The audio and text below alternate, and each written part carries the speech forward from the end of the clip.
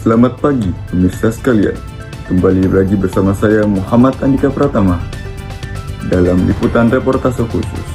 Kali ini dari ruang perkuliahan tatap muka yang diampuh langsung oleh dosen Bapak Dr. Adi Kusuma SIKOM MSI dalam mata kuliah Teknik Reportase dan Investigasi.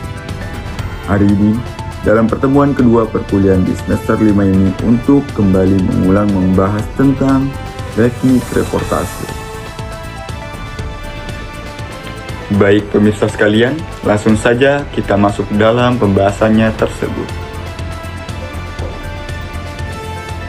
Dan selanjutnya ada what is issue, yaitu suatu masalah dan belum terpecahkan yang siap diambil keputusannya.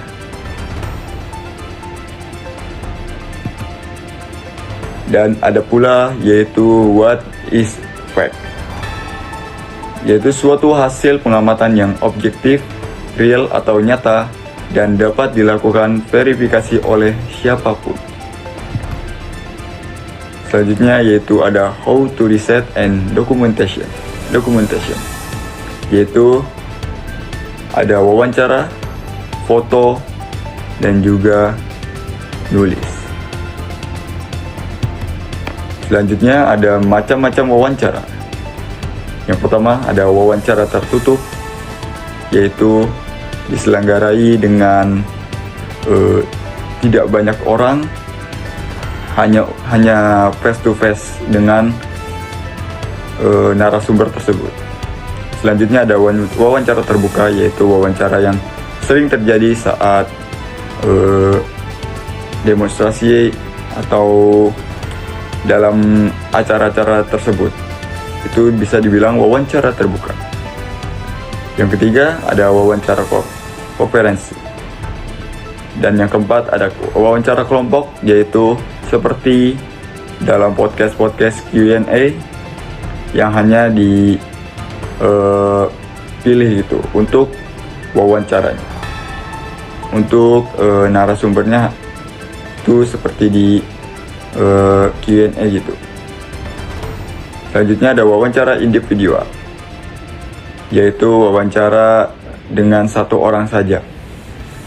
Selanjutnya ada wawancara terpimpin, yaitu dipimpin oleh narasumber tersebut, yaitu narasumber tersebut pimpinan umum organisasi. Selanjutnya ada wawancara bebas. Wawancara bebas yaitu wawancara dengan membahas apapun yang boleh tidak berkaitan dengan pertanyaan yang ditanyai oleh wartawan tersebut. Selanjutnya ada nulis. Dari pemirsa sekalian pastinya banyak sekali yang mengetahui apa tahap-tahap yang harus dilakukan sebelum menulis, yaitu menggunakan 5W plus 1H. Selanjutnya, apa itu reportase? Dalam reportase dapat diartikan sebagai proses pengumpulan data yang digunakan untuk penulis atau pembuatan karya jurnalistik. Objek pengumpulan data tersebut dapat berupa manusia, makhluk hidup selain manusia, buku-buku, tempat bersejarah, dan sebagainya. Suatu reportase disebut sebagai wawancara jika objek reportasenya adalah manusia. Dengan kata lain, reportase adalah pemberitaan atau kegiatan meliput, mengumpulkan berbagai macam fakta, informasi tentang berbagai unsur berita dari berbagai sumber atau narasumber, kemudian ditulis atau dilaporkan kembali dalam bentuk berita atau produk jadi. Selanjutnya, ada reportase pelaporan pemberitaan. Berkaitan erat dengan suatu kasus, kejadian, peristiwa yang telah terjadi, sedang terjadi atau akan terjadi. Dan juga media penyampaian bisa berupa media cetak, koran, majalah, buletin, dan lain-lain. Ataupun media elektronik seperti televisi, radio, internet, dan lain-lain. Selanjutnya, ada bagaimana reportase dilakukan. 1 yaitu praproduksi, 2 yaitu produksi, 3 yaitu pasca produksi. Dalam praproduksi, ada perencanaan liputan yaitu segala macam aktivitas merancang, mendesain liputan jurnalistik. Adapun rapat perencanaan liputan atau rapat proyeksi dipimpin oleh penanggung jawab media. Jika dicetak pemimpin redaksi dibangun dengan redaktur. Jika di televisi dikepalai oleh produser dan asisten produser atau pemangku program yang bersangkutan. Selanjutnya yaitu ada praproduksi. Dalam praproduksi memiliki tujuan yang menghasilkan liputan yang berkualitas, koordinasi kebijakan redaksional, memberikan arahan guidelines dalam rapat ini ditentukan. Topik yang hendak diliput, tim atau individu job desk.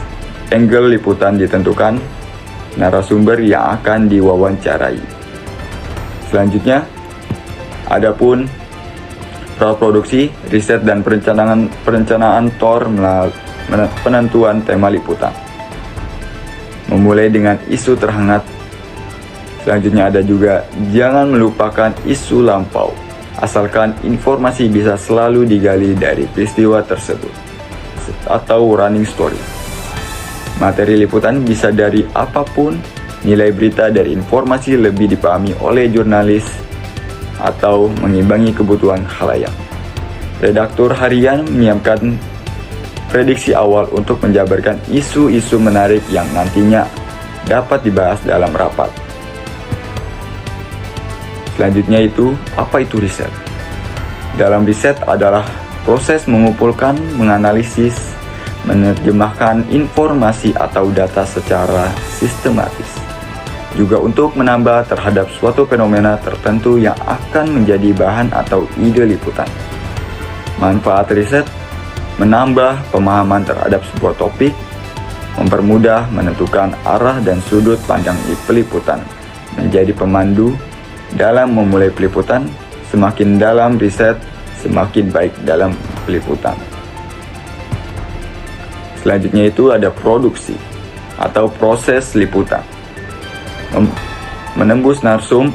Apa itu narsumber? Adalah sebagai sumber berita. Narsum dapat berasal dari berbagai kalangan yang dapat membantu melengkapi liputan.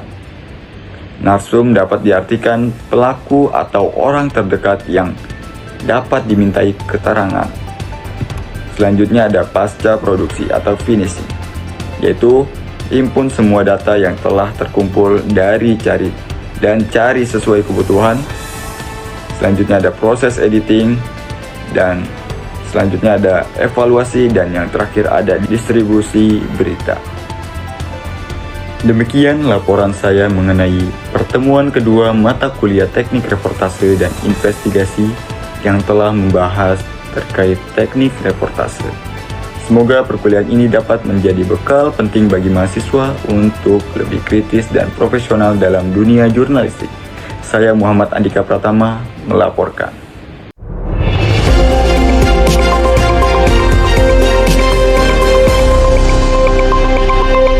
Audio Jungle.